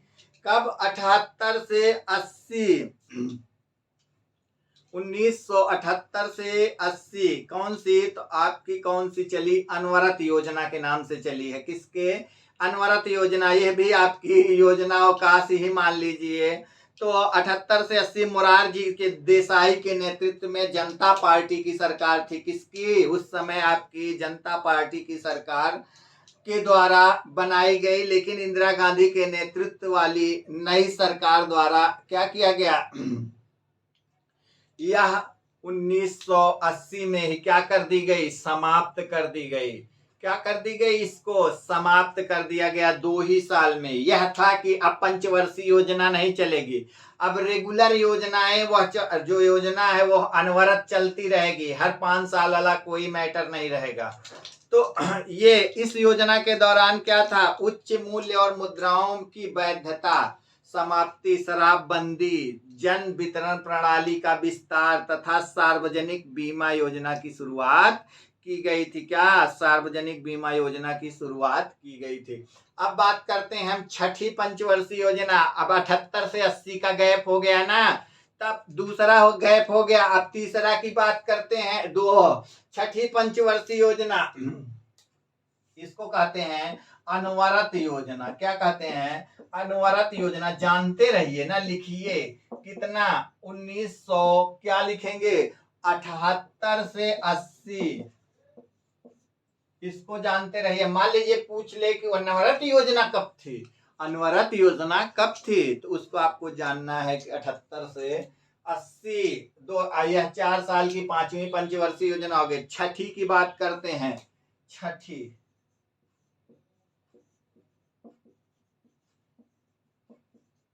छठी पंचवर्षीय योजना जो है वह आपकी है कब? तो छठी पंचवर्षीय योजना है 1980 से 85। कब? 1985 से 1980 से 85। अब यह 80 से 1985 के बीच क्या है? छठी पंचवर्षीय योजना है। अब यह जो छठी पंचवर्षीय योजना है, अगर इसकी बात करें तो इस योजना का मुख्य उद्देश्य गरीबी उन्मूलन तथा रोजगार में वृद्धि था। क्या?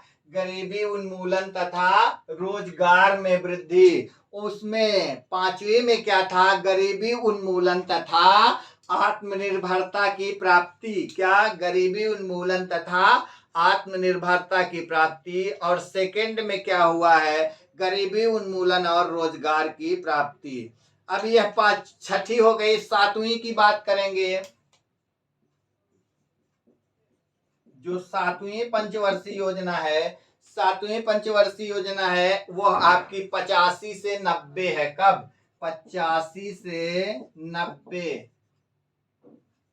85 से 90 के बीच है। इस योजना में क्या? जॉन डब्ल्यू मिलर मॉडल पर आधारित यह योजना थी। किस पर? जॉन डब्ल्यू मिलर पर आधारित यह योजना थी। इसके कई उद्देश्य थे। क्या थे? कई उद्देश्य हैं। उनमें पहला उद्देश्य यह था कि समग्र रूप से उत्पादकता को बढ़ावा तथा रोजगार के अधिक अवसर जुटाना। सेकंड में क्या किया गया? साम्य एवं न्याय पर आधारित साम्य एवं न्याय पर आधारित सामाजिक प्रणाली की स्थापना। तीसरी में क्या कहा गया है कि सामाजिक एवं आर्थिक असमानता को क्या करना? प्रभावी रूप से कम करना। और चौथी में कहा गया है कि देशी तकनीक विकास के लिए सुदृढ़ आधार तैयार करना था। यह आपकी 7वीं पंचवर्षीय योजना है। अब इसके बाद फिर आपका 90 के बाद 2 वर्ष का योजना अवकाश हो जाता है। किसका? योजना अवकाश, योजना अवकाश। तो यह जो योजना अवकाश होता है 1990 से 1992 के बीच का योजना अवकाश है। तो 1 अप्रैल 1990 से 31 मार्च 1992 तक राजनीतिक अस्थिरता एवं आर्थिक संकट। उस समय क्या था? आर्थिक संकट के कारण क्या होता है, 1 वर्षीय पंचवर्षीय योजनाएं, 1 वर्षीय योजना का क्या किया गया है, बनाई गई थी। क्या? 1 वर्षीय योजना बनाई गई थी। अब उसके बाद आपकी 8वीं की बात करते हैं। अब यह आपकी अब +5 करना है। 8वीं की बात करेंगे। 8वीं आपकी क्या हो जाएगी? 1992 से 1997। कब? 1992 से 97। इस योजना में क्या सर्वोच्च प्राथमिकता? मानव संसाधन विकास का। किसका? मानव संसाधन विकास का सर्वोच्च प्राथमिकता आपकी क्या थी? तो मानव संसाधन विकास को सर्वोच्च। फिर 9वीं की बात करते हैं। किसकी? 9वीं का सेशन क्या है? तो 9वीं का 97 से कितना? 1997 से 2002। कब? 9वीं कौन सी है? 9वीं में क्या है? तो 9वीं में क्या किया गया है? 9वीं पंचवर्षीय योजना में क्या पर जो प्राथमिकता है वो क्या है? न्यायपूर्ण वितरण एवं समानता के साथ विकास को दिया गया है। किसका? समानता के साथ विकास। फिर उसके बाद आपका 10वीं आ जाती है। किसकी? 10वीं पंचवर्षीय योजना है, वह 2002 से आपका 2007 तक चलती है। कब?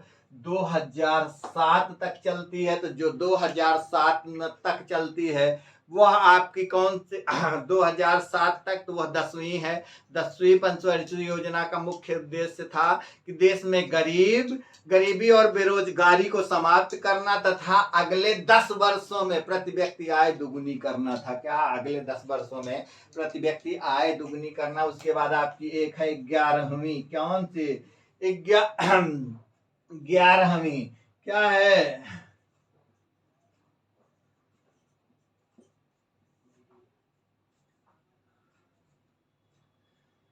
11वीं कब से है? तो 2007 से। कब से? 2007 से 2012 तक। यह 5 साल आपका 11वीं पंचवर्षीय।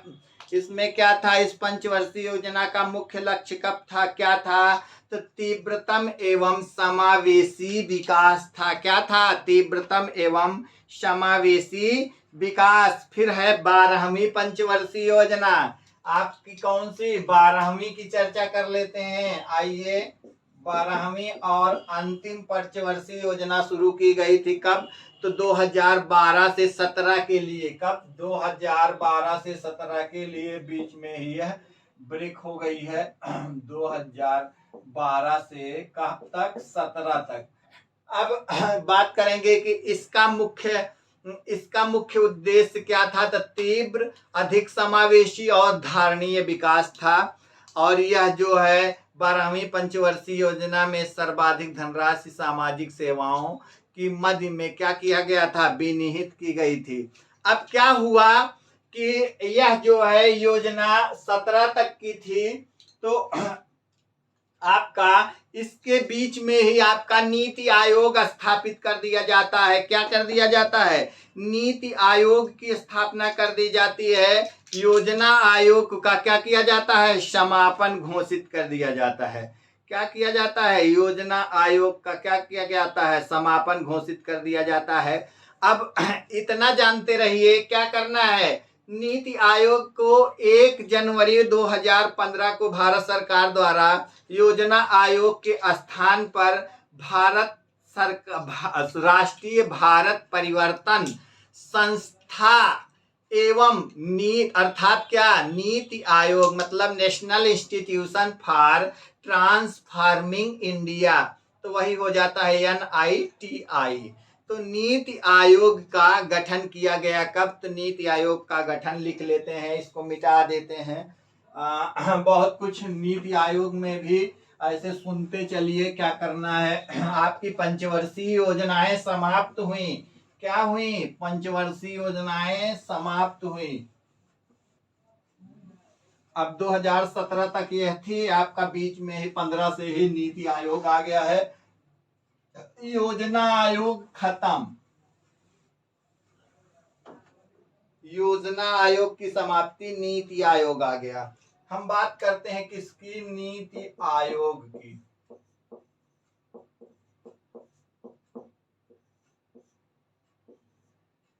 तो जो नीति आयोग है यह क्या है? 1 जनवरी 2015 को भारत सरकार द्वारा योजना आयोग की क्या किया गया? समाप्ति।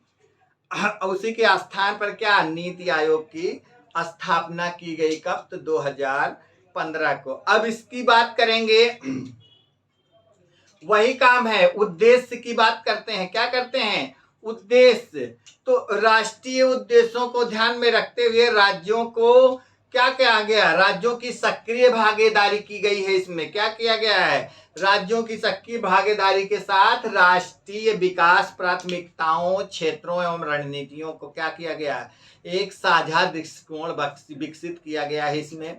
उसके बाद सशक्त राज्य, सशक्त राज्य के सशक्त राष्ट्र का निर्माण और सहयोगपूर्ण संघवाद को बढ़ावा देना, ग्राम स्तर पर योजनाओं का निर्माण करने हेतु तंत्र विकसित करना एवं इसे उत्तरोत्तर उच्च स्तर तक पहुंचाना, यह आपका लक्ष्य था। उसके बाद आपका बात करें हम इसमें और जो उद्देश्य हैं उसकी चर्चा करेंगे। तो आर्थिक प्रगति से वंचित रहे लोगों को क्या करना है? विशेष ध्यान देना है। और आपका क्या था? तो रणनीतिक और दीर्घावधिक नीतियों तथा कार्यक्रमों का ढांचा तैयार करना, यह सब क्या था? अब नीति आयोग का अध्यक्ष तो भारत जो होगा वह भारत का प्रधानमंत्री। कौन? तो नीति आयोग का अध्यक्ष भारत का पदेन प्रधानमंत्री ही होगा। वो जैसे वो था वैसे यह भी है। अब बात करें कि इसमें क्या होगा? गवर्निंग काउंसिलिंग में क्या होगी? गवर्निंग काउंसिलिंग में सभी राज्यों के मुख्यमंत्री तथा संघ राज्य क्षेत्रों के कौन? तो उपराज्यपाल भी क्या होंगे? इसमें शामिल होंगे। इसको चलाने के लिए सभी राज्यों के मुख्यमंत्री का होना अनिवार्य है। तो अब बात करें कि इस आयोग के अध्यक्ष कौन थे? तो नरेंद्र मोदी जी भारत के प्रधानमंत्री थे, वही इस आयोग के अध्यक्ष थे। उपाध्यक्ष की बात करेंगे तो उपाध्यक्ष राजीव कौन थे? डॉक्टर राजीव कुमार। कौन? डॉक्टर राजीव कुमार। पूर्णकालिक सदस्य की बात करेंगे तो कौन थे? Doctor BK Saraswat, professor Ramesh Chandra तथा डॉक्टर VK पाल। इसके क्या थे? जो है पदेन सदस्य और पूर्णकालिक सदस्य थे। और पदेन सदस्य की अगर चर्चा होगी तो पदेन सदस्य में राजनाथ सिंह, अमित शाह, निर्मला सीतारमण और नरेंद्र सिंह तोमर थे। और मुख्य कार्यकारी अधिकारी की बात की जाएगी तो नीति आयोग का जो मुख्य कार्यकारी अधिकारी थे वह आपके अमिताभ कांत थे। कौन थे? अमिताभ कांत थे। और विशेष आमंत्रित सदस्य में आपके थे नितिन गडकरी। कौन? नितिन जयराम गडकरी और थावर चंद्र गहलोत। और कौन थे? पीयूष गोयल थे। और कौन थे? राव इंद्रजीत सिंह। और गवर्निंग काउंसिलिंग में आपके बता ही दिया कि सभी राज्यों के मुख्यमंत्री और आपके अन्य जो केंद्र शासित प्रदेश हैं उनके राज्यपाल।